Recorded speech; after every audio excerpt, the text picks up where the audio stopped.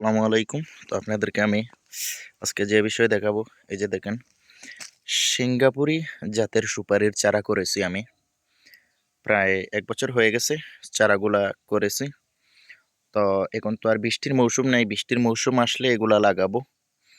তো সিঙ্গাপুরি জাতের সুপারির চারা এগুলা গাছ হওয়ার পরে খুবই ভালো একটা ফলন দেয়।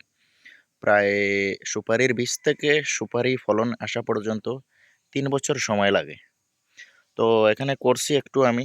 তো আরেক জায়গায় আরেকটু করছি দেখাইতেছি আপনাদেরকে। এই যে দেখেন, এগুলা একটু অনেক সাইজে অনেক বড় হয়ে গেছে, একটু বড় আগের গুলার চাইতে। তো এখন তো আর লাগানোর সময় নাই, যেহেতু শুকনা মৌসুম। যখন বৃষ্টির মৌসুম আসবে তখন লাগাবো। তো বিষয় হচ্ছে, কিছু চারা আমি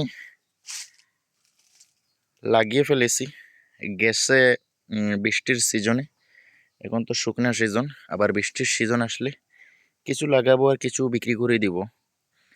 যদি আপনাদের কারো প্রয়োজন হয়, সিঙ্গাপুরি জাতের সুপারির চারার বীজ থেকে ফলন আসা পর্যন্ত ৩ বছর সময় লাগবে। যদি আপনাদের কারো যদি প্রয়োজন হয় সুপারির চারা লাগাবেন, তাহলে আমার কমেন্ট বক্সে যোগাযোগ করবেন, আমি নাম্বার দিয়ে দিব ইনশাআল্লাহ। আর সবাই ভালো থাকেন। আসসালামু আলাইকুম।